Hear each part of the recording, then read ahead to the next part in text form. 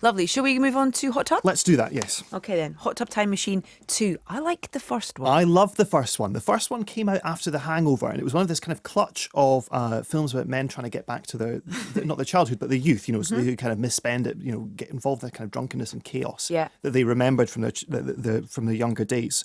So this is something that The Hangover set up. Todd Phillips' Due Date kind of followed on. Next Door is Getting to the Greek. Yeah. Grown-Ups, of course, with Adam Sandler. How could we forget? And Hot Tub Time Machine, for me, was the most successful of those. Partly because I think it was just funnier than the others. It has this incredibly kind of brutalising, bitter humour. Because its characters are screw-ups, and they know that they're screw-ups, and they feel that their lives have gone off the rails. And so they kind of, via this magical hot tub, go back to this skiing holiday in 1986, where they thought things all started to go wrong. And the clever thing about the film is it takes you back with it to the 80s. It's cast John Cusack as its hero, of course, from films like Say Anything, countless teen comedies from the 80s. Someone that you know as a kind of a lovable underdog teen comedy hero. In Hot Tub Time Machine, he is this kind of beaten down, divorcee, bitter at the world, things haven't worked out. And so there's this kind of edge, and it dredges up your nostalgia, but then also undercuts it. Again, Crispin Glover as well, from first Back to the Future film, plays a kind of a cantankerous bellhop.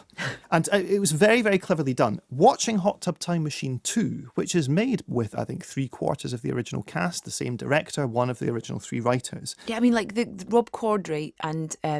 Craig Robinson. Yep, I mean, yeah, I think they're great. They're funny people, and it made me wonder if perhaps some of the cleverness of the first film was a fluke, because this is absolutely dreadful. I mean, it's the kind of film that actually the characters from the first Hot Tub Time Machine film would enjoy. And what the kind of the mistake that they've made is thinking that by repeating what they did the first time around with new characters and with the same characters but in new circumstances will work, and it very much doesn't. At the start of the film, we pick up where the last one left off. Rob Corddry's character Lou has manipulated the past, so he is now this very rich and terrible internet billionaire. And he is shot at a soiree at his mansion. And so his friends, played by Craig Robinson and Clark Duke, John Cusack, by the way, nowhere to be seen. Good call, John. Just, it was very, very well judged indeed.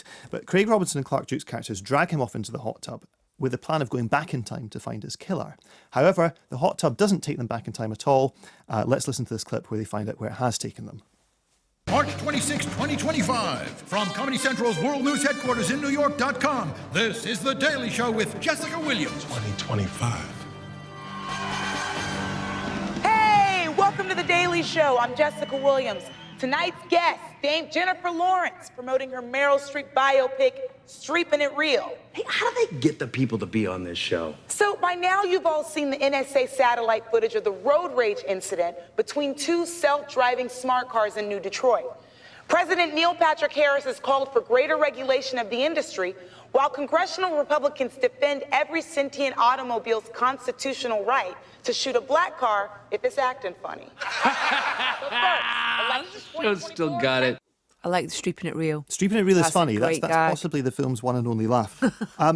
The problem is, when you have a hit comedy like Hot Tub Time Machine, to replicate the kind of chemistry between the cast that came up in that film, particularly if the lead cast member is missing, is very, very difficult. So they've not bothered to even try to do that. What instead they've done is taken those kind of little improv asides and, one-liners and sight gags from the first film and basically done them again and treated it as if the audience wants to come back and see all these jokes for Hot Tub Time Machine just being done once more.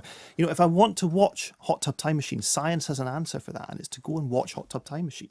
In the second film, you want them to try different things. It's not even as if the repetition is clever, as in the Back to the Future films, where, kind of fate is compelling Biff Tannen, whether we're in the 1800s, the 1900s, or the early part of the 21st century, fate will always compel Biff Tannen to crash into a truck of manure, but in very different, in kind of slightly different ways. It's not like that. It's just, let's do the same material again. And the problem with this is you cannot put these same jokes back into these characters' mouths and expect them to come out the same way. Rob Corddry's character in the first film was a kind of he was a total failure in life. He was suicidal.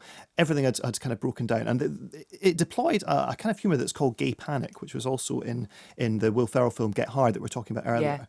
Where basically heterosexual men are terrified of doing anything homosexual because the idea is that the joke is that they might actually secretly like it. Now, for Rob Corddry's character to do that in the first Hot Tub Time Machine, it worked because he was someone who was self-loathing and he was kind of unfulfilled sexually, all sorts of ways. And so for him to have massive hang-ups about this, that was what was funny. But now he is a billionaire, he's married, he's happy. And so for him to come up with these jokes again, it just seems bigoted. And it's totally a perfect example of how the context for a joke is key. And the film is just kind of unpleasant and curdled and nasty throughout. You really miss John Cusack in it, because without him as the kind of calm centre of that foursome, the foursome become a trio. Adam Scott comes in, who's normally very funny, as John Cusack's character's son from 2025. But there's just no replacing Cusack.